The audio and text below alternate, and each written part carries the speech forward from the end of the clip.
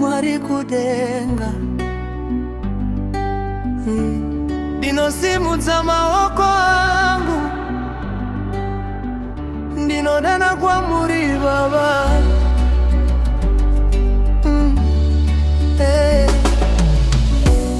Kuna mwari kudenga ndinosimudza izwi rangu, munonzwa minamato yangu handisisiri ndega.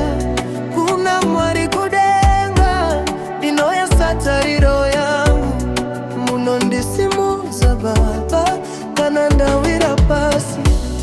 Ndakafamba muri mandoga pasina nondibata ruoko, misozi chiyerera pasi asimi makandinzwa Baba. Makanditi usatya mwana wangu, ndiri nyove kusvika kumagumo. Rima rakashanduka chiedza nekuda kwerudo rwenyu.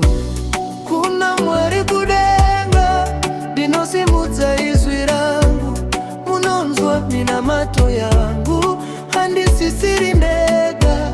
Kuna mwari kudenga ndinoyesa tariro yangu, munondisimudza Baba, muri mwari wangu.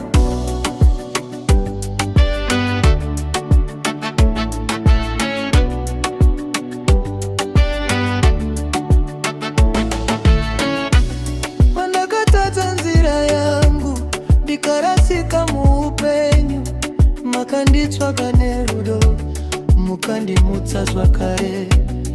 Nyasha dzenyu hadziperi, ndinonditevera mazuva ose.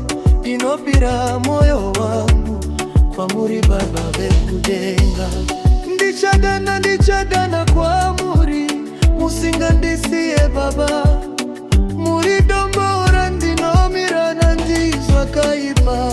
Kuna mwari kudenga ndinosimudza izwi rangu, munonzwa minamato yangu handisisiri ndega.